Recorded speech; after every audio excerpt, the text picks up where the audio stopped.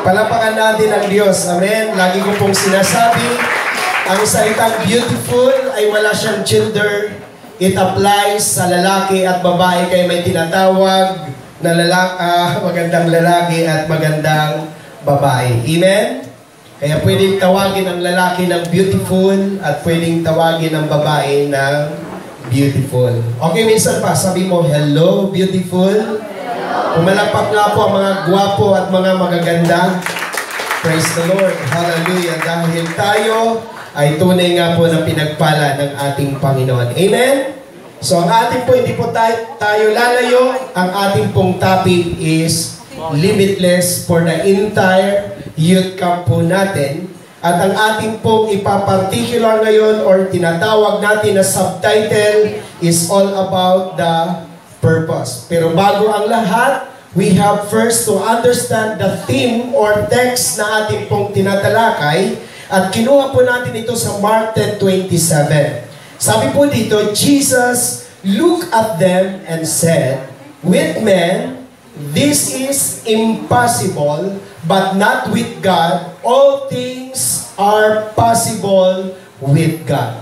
So pinag-uusapan dito ang impossibility at possibility, mga kapatid. So may mga bagay na imposible sa iyo, imposible sa akin, imposible sa ating lahat, na posible sa Panginoon. Amen? Wala yata akong kausap. Amen! Magsasagot ko kayo ng amen kasi ang preaching na pakikipagkapanayan po yan, pakikipagsalitaan sa inyo at kailangan po kayong sumagot. So, tingnan po natin muna ang konteksto, mga kapatid, sa talata po natin. Ang konteksto po dito sa talatang kinunan natin is all about the young men. Tulad sa inyo, binata, mga kapatid, young men, na nagtanong about salvation. Na ang sabi po dito ng young men, Lord, what will I do to inherit eternal life?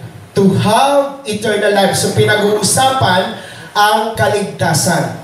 Una, sige, next slide natin, itong young men ay mayaman.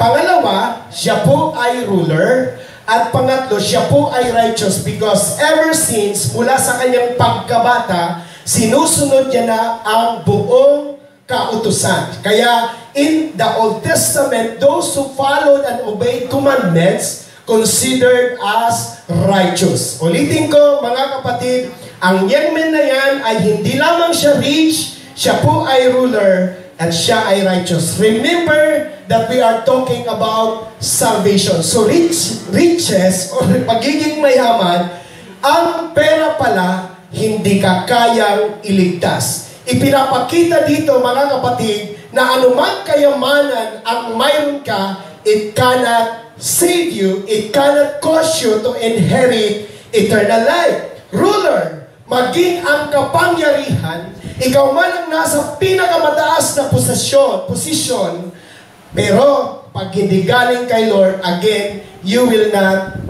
inherit eternal life and also righteousness. Sabihin natin yung pagiging just, yung pagiging mabuti ng isang tao, again, hindi po yan magbubunsod ng kaligtasan sa langit. So ang kaligtasan ay imposible na magawa ng tao, pero ang kaligtasan, posible na gawin ng Diyos sa atin. Amen? Palapakan natin ang Panginoon. So, inilaborate lang po natin. So, again, money, power, and even your goodness cannot save you. Amen? Maliwanag ba yun, mga kapatid? Sabi mo sa katabi mo, kailangan mo si Jesus. Sige, pumalakpak po ang mga nakakaunawa. Hallelujah. So next slide, ang ating tatalakayin, limitless, particular, sa purpose. Sabi mo sa katabi mo, purpose. May narinig ako, ang bigkas nila, purpose. So whatever, praise God, basta maliman ang aking pronunciation, kasi mga Bisaya matitigas magsalita, pero ang mga matatalino, naiintindihan nila. Kasi ang mga Bisaya magaling mag-English yan. Ano ang English ng mukha?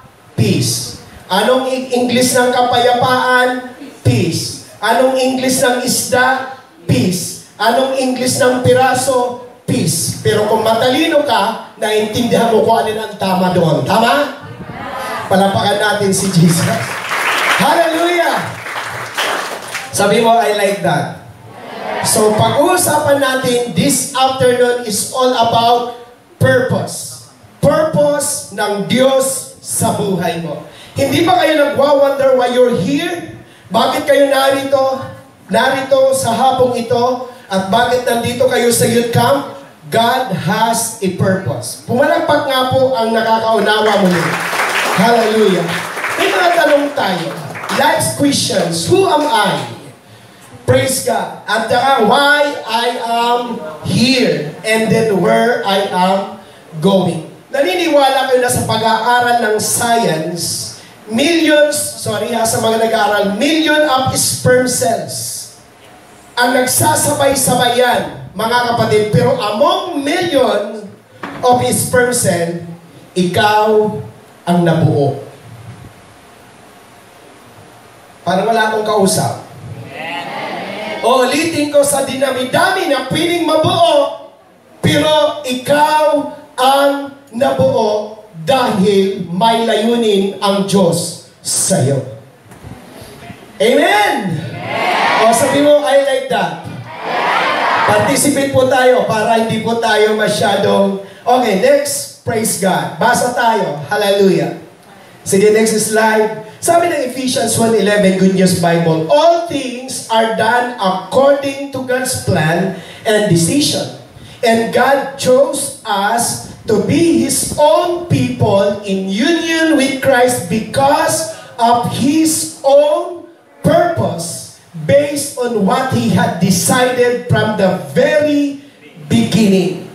Ang purpose na tutuparin ng Diyos sa iyo is not your purpose, it's God's purpose. At ang sabi ng Bible, iyan ay plinano na ng Diyos maging nung wala pa ang sanglibutan. Meaning to say, you are already in the mind of God bago pa ho mag-exist ang mundo because again, kaya ka nabuo, kaya ka naging tao because God has a purpose in your life. O, sabi nga ko na niyo, I like that. Palapakan natin ang Diyos. Hallelujah. Sige, next time. Everything, ito po ay sa akin yan. Everything that exists has a purpose. Sabi ko nga, yung kilay natin, may purpose yan. Para pag pinagpawisan ka, hindi didiretso sa mata ang pawis kasi mahapdi. Tama ba? Hallelujah. Alam niyo po ang purpose kung bakit ang ilong nakaganyan, hindi nakabaliktad? Kasi pag umulan, lunod ka na agad kung baliktad ang ilong mo. Tama? So everything that we have ay may purpose yan, mga kapatid. Hallelujah. Ang daliri natin bakit ganyan? May purpose at naniniwala ko yung maging pagkatao mo may layunin ang Diyos. Amen? So there is no such mistake. Hindi ka pagkakamali. Kasi mayroon dito isinilang na na-aksidente lang o nagkamali lang ang kanyang ama. Na-inlove doon sa kanyang boyfriend. Nabuntis. Ayun, at ikaw ang naging resulta. Ang iba naman, there's no such accident. Hindi ka aksidente sa mundong ito and there is no such coincidence. Nagkataon lang, nagkatagpo and there is no such lucky or fortunate. Wala pong swerte-swerte. Ibig sabihin, hindi ka aksidente. Ito po talaga ay nilayo ng Diyos kung bakit ka naging tao. Is that clear and loud? Gusto niyo na bang malaman ang purpose? Ang purpose ng tao, hindi lamang lumaki, mag-aaral, magka-profession, magtrabaho, kumita ng pera, ma-attain ang lahat ng kanyang mga pangarap. The very purpose of God sa iyo is to worship the Lord. Amen. Sabi mo, worship the Lord. Worship the Lord. Hallelujah. That is the very purpose. Praise God. Okay, next po natin is slide. Hallelujah. Madali lang po ito. Ephesians 3:11, good news.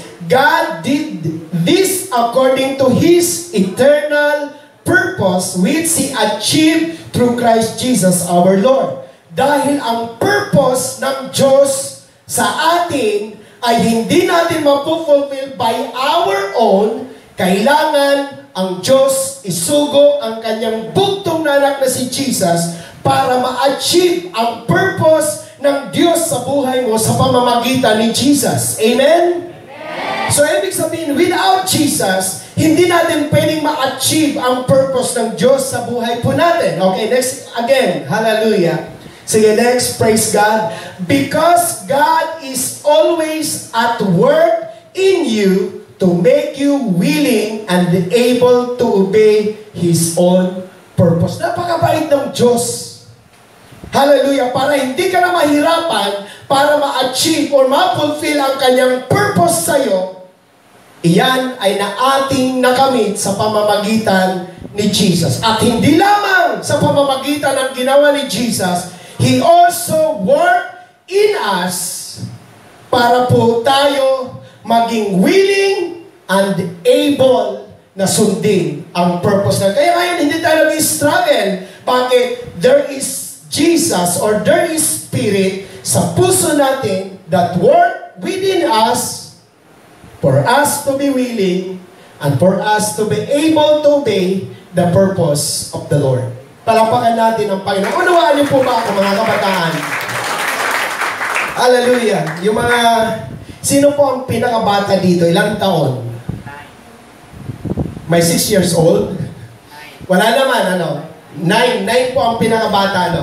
Pero ang mga ganyang edad ngayon, bukas na ang kanilang kaisipan sa mundo. Are you heard, church? So they're no innocent anymore. Hallelujah. Sige po, palakpakan natin ang Diyos. Okay. Praise God. Sabi ng Isaiah 55:11, So, in my word that goes out from my mouth, it will not return to me empty, but will accomplish what I desire and achieve the purpose for which I sent it. Tingin kayo, hiramin ko ang inyong mga mata. Ang salita daw ng Diyos, hindi babalik sa pinagsuguan ng Diyos na hindi maa-achieve o maa-abot ang nilalayon kung bakit sinugo ng Diyos ang kanyang salita. Tingin kayo ulit sa akin. In other words, ikaw din, kaya ka nabuo, kaya ka naging tao, hindi rin papayag ang Diyos na hindi mangyari ang layunin niya sa buhay mo. Are you in church? It seems say imposible. Pastor, mahirap lang kami. Pastor, ano po ang aming sitwasyon? Mga kapatid, no matter what, no matter how, sabi ng Bible, hallelujah, ang purpose ng Diyos ay tatayo kaanuman ang mangyari sa buhay natin. Amen? O, palakpakan natin si Jesus. So, huwag kayo mag-alala, magsilak po ito. Hallelujah. At kanina, pinagbubulay-bulay ko, I was touched, kasi sabi ko nga kay Lord, grabe, ang ganda ng inyong tema sa buong camp. So sabi po ulit, mga kapatid, hallelujah, next slide. Sabi po ng Job 36:5, God is mighty but does not despise men. He is mighty and firm in His purpose. Narinig nyo? Ang Diyos ay makapangyarihan. Ang Diyos ay sovereign. Ang Diyos ay omnipotent, omnipresent, omniscient. At ang sabi ng Bible, ang kanyang purpose ay firm. Sabi nga po natin, firm. Lakasan natin. Agree ba kayo na ang purpose ng Diyos sa iyo, firm? Ano man ang iyong pinagdaanan, saan ka man ang galing, ang layunin ng Diyos ang mangyayari sa iyo. Amen! O, palakpakan ng malakas natin ang Panginoon. Madali pala magturo dito. Praise God. So, no matter what, no matter how, the purpose of God in your life is firm. Kahit anong unos, kahit anong bagyo, kahit anong sitwasyon, ang purpose ng Diyos ang mananaig sa buhay natin. Sabi mo, I like that. Next, praise God. Hallelujah. Kita niyo, kilala niyo po ba si Paul? Si Brother Paul? Si Brother Paul, alam natin na persecutor siya ng church. In fact, way back then, sa panahon po ng early church, ipinapapatay niya ang mga Kristiyano. Ipinapapatay niya ang mga believers. Ganon siya katindi. Ganon siya kapusok. Pero praise God, as what I said, na naman milyari kay katamong biye, purpose ng Diyos pa rin ang mananaig.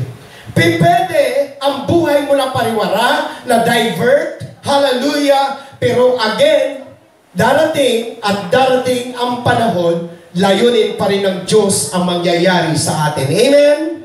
O, isang palakpak ulit sa Panginoon. So, sabi po dito sa 1 Timothy 2:7, and for this purpose, sabi ni Pablo, I was appointed a herald and an apostle. So, ulitin ko, church, gaano man kasama si Pablo. Hallelujah. He killed some or many of the believers in the early church, pero maniwala kayo mga kapatid, ang layunin pa rin ng Diyos ang nangyari sa kanya. Ano ang layunin ng Diyos? For him to be an apostle. Amen? Sabi mo sa katabi mo, humanda ka. Papangyarihin ng Diyos. Sige, sunod kayo. Papangyarihin ng Diyos ang kanyang purpose sa buhay mo. Pumalakpak nga po ang Panginoon. Amen. Hallelujah! Sabi mo, hallelujah! Okay, sabi po ng Romans 8:28. Malapit na po ako. Praise God. Sige, balik po na tayo sa English. Sa 28. We know that in all things, God works. Listen carefully, church. Hindi sinabi, we know that in all things, we work. Ang sabi ng Bible, we know that in all things, God works.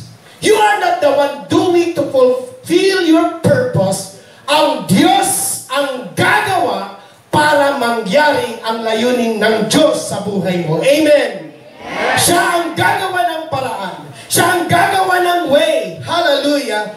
Just to fulfill His purpose sa buhay mo. We know that in all things, God works for good with those who love Him. Taas ang kamay ng nagmamahal sa Panginoon. Ang iba naman parang may putok. Taas ang kamay ng nagmamahal kay Lord. Anong sabi sa mga nagmamahal kay Lord? God works for good. Those whom He has called according to His purpose. Grabe. Sabi ng Bible, para mangyari ang kanyang purpose sa buhay mo, tatawagin ka. Saan ka tatawagin? Sa kanyang pamilya, sa kanyang church. EMPJ is your spiritual family. Sabi mo sa katabi mo, tuloy-tuloy. Nakasan nyo, tuloy-tuloy. Hindi pagkatapos ng camp, titigil kayo, tuloy-tuloy. Because you are called into God's family para mapangyari ang kanyang purpose. Tagalogin natin. Ito lang ang isang verse na tinagalog ko. Sige, next. Hallelujah. Sabi po dito, sapagkat yaong mga nang-una pa'y kanyang nakilala. Naniniwala kayo na ang Diyos ay foreknowledge? Di pa yata. Naniniwala ba kayo na alam ng Diyos ang lahat ng bagay? Yes! Naniniwala ba kayo na wala pa ang mundo, wala pa ang tao, alam na ng Diyos ang katapusan? Yes! Because He is foreknowledge. Sabi po dito, una pa'y kanyang nakilala, ay itinalaga naman niya na maging katulad ng larawan ng kanyang anak upang siya ang maging panganay sa maraming magkakapatid. Tingin kayo sa akin. Isa pang purpose ng Lord is to be like Jesus. Sabi mo, to be like Jesus. Huwag kayong mag-iidolo. Ang iba, may Sharon yan, Kasi iniidolo nila si Sharon. Tama ba? Pero tayo na mga born again, Kristiyano at mananampalataya, ang ating iniidolo ay si Jesus. And we are, praise God, aiming to be like Jesus someday. Sabi mo, magiging katulad ako ni Jesus. Kaya pag may nagmumura sa inyo, ang sasabihin mo lang, hindi ganyan si Jesus.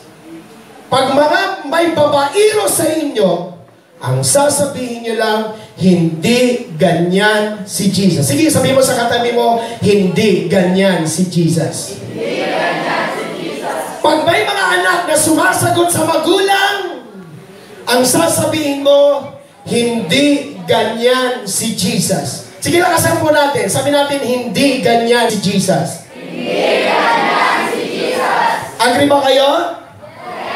Pag suplada, ano sasabihin mo? Hindi. Sige, participate tayo. Kapag suplado, ano sasabihin mo? Hindi ganyan si Jesus. Pag mataray, hindi ganyan si Jesus. Pag basagulira, hindi ganyan si Jesus. Ganyan. So, maliwanag, ang ating purpose, why we are living, is to be like Jesus. Sabi mo, like Jesus. Like Jesus. Pumalagpag ang gustong maging Jesus. Hallelujah. Okay, idiretso natin. Sabi niya dito, at yaong mga itinalaga or predestined niya ay kanyang tinawag or called naman, at ang mga tinawag ay inaring ganap, sa English ay justified naman niya, at ang mga inaring ganap ay niluwalhati niya, glorified din naman. Tingnan nyo ang mga English. Foreknew, predestined, called, justified, and glorified. Tingin kayo. Sige, next slide. I'm about to be done. Kumanda na po ang music. Praise God. Predestination that meant from past eternity. In a simplest way. From past eternity to future eternity. Makikita po natin, dalawa lang ang tao. Tingin kayo ha. Taong tumanggap at taong hindi tumanggap kay Jesus. Gusto ko lang po i-simplify sa inyo. Alam niyo po ba, bro, yung nakapula, anong pangalan mo? Emmanuel. Tama? O biblical pa, Emmanuel, God with us. Wala pa ho ang mundo. Wala pa ang sanglibutan.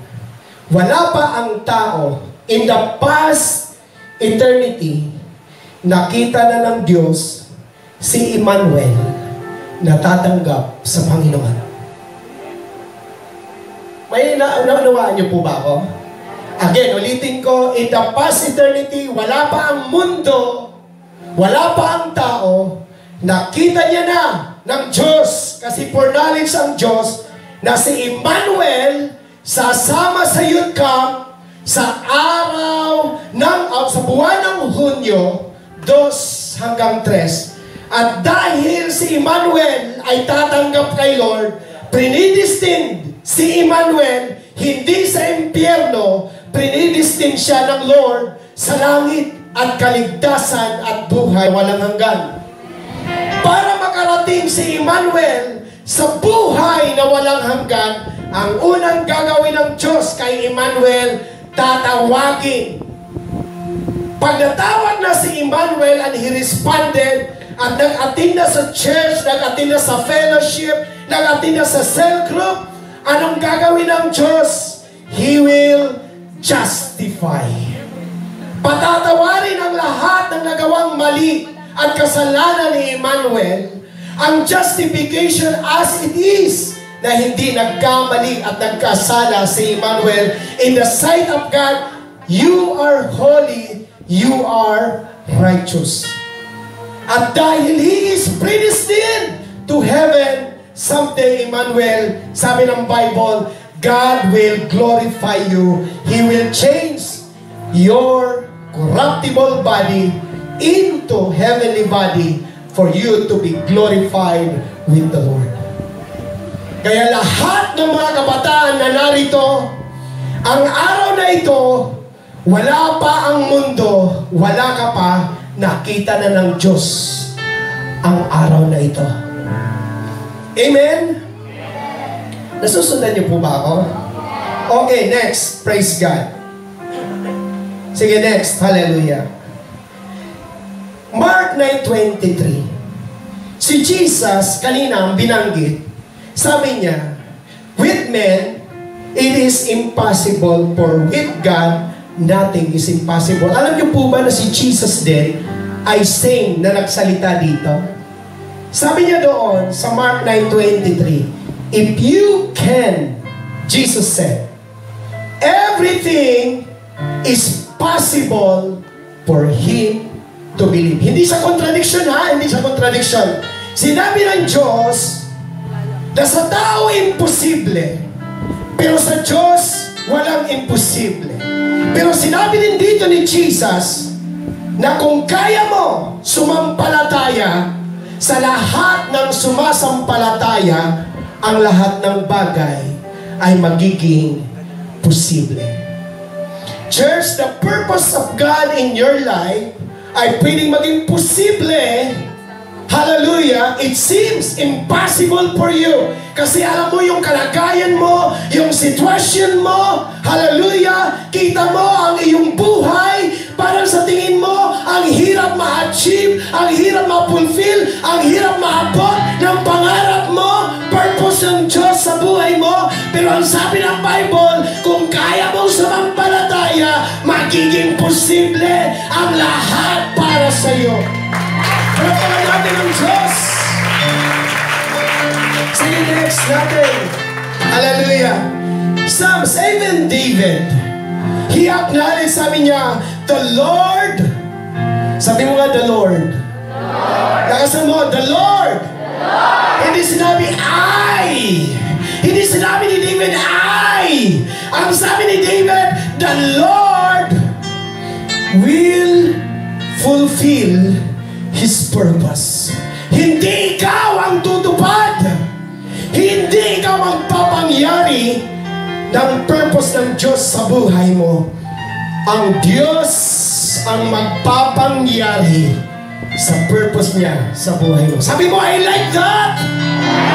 Asan mo, I like that! Sabi po dito, the Lord will fulfill His purpose for me. Your love, O Lord, endures forever. Do not abandon the works of your hand. Isa pa po. Hallelujah. Isa pa, sabi ni David. Sige, next. Sabi niya, anong gagawin daw? Pero lang sumampalataya. Sabi po dito, sabi ni David, I will cry. I will call to God Most High, who performs on my behalf and rewards me, who brings to pass His purposes for me, for my life, and surely completes them. Ang gagawin mo lang, sumampalataya at buksan mo ang iyong buhay at sasabi mo kay Lord, Lord, wala akong kakayanan, wala akong abilidad, wala akong kapasidad na maabot ang aking mga panaginip. Pero Panginoon, nandito ang aking sarili. O bukas ako sa iyo. And take no church, don't limit God. Hayaan mo siyang kumilos. Hayaan mo siyang gumalaw sa buhay mo. Don't limit God. Hallelujah. And then last, praise God. Hallelujah. Let God works in you. He doesn't care where you came from. Walang pakialam ang Diyos kung saan ka galing. Ano ang pamilya ang pinanggalingan mo? Broken family man ang pinanggalingan mo. Hiwalay man ang mama at papa mo. Lumaki ka sa auntie mo. Lumaki ka sa lola mo. No matter what, ang sabi ng Bible, He doesn't care where you came from. Pangalawa, He doesn't care what you went through. Walang pakialam ang Diyos kung anong pinagdaanan mo sa buhay. Ikaw man ay nabuntis sa hindi panahon, na ipananganak sa hindi tamang pagkakataon. Walang pakialam ang Diyos doon. Basta ang nakikita niya, tutuparin niya ang kanyang layunin sa buhay mo. And then lastly, He doesn't care to whom you entangled with. Saan ka man nakaugnay, nakatali. Nakatali ka man sa iyong nakaraan. Nakatali ka man sa iyong kabiguan. Nakatali ka man sa iyong kahirapan. The Lord doesn't care of those things. Ang nasa isip ng Diyos, ang nasa puso ng Diyos, tutuparin ko sa iyo, anak, ang aking nilayon sa buhay mo. Amen? Just come to Jesus. Malaya kang umiyak. Just open your heart.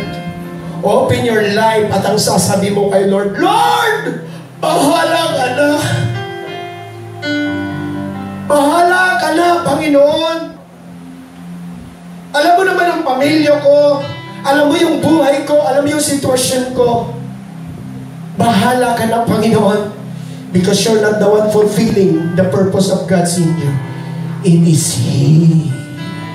It is God.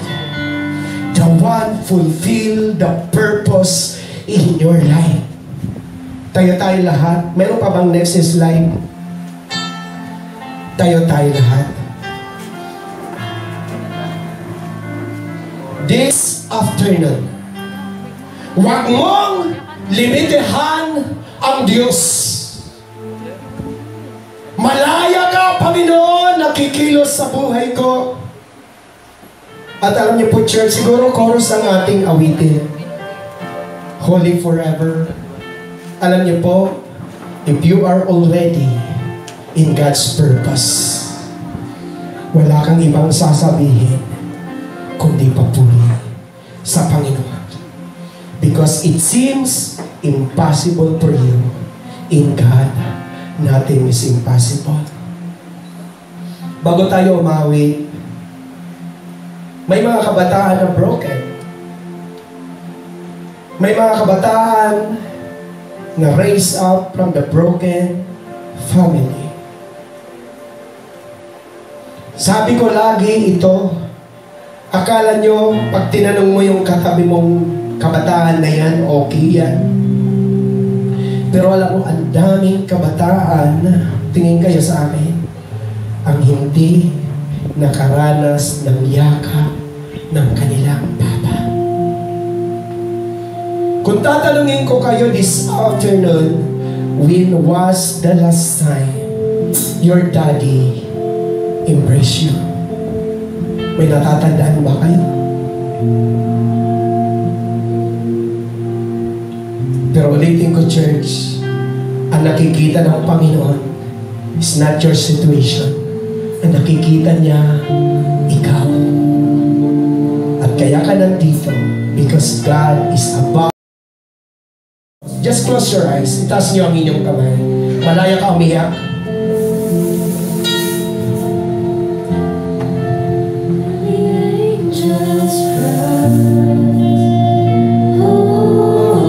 Close your eyes. Close your eyes. Sige. Sabi ko, don't limit God. Hallelujah. Sige, dalawang kamay. Itaas mo, wag ka mahiya. Don't limit God. Hallelujah. Hallelujah. Come on, church. Hallelujah.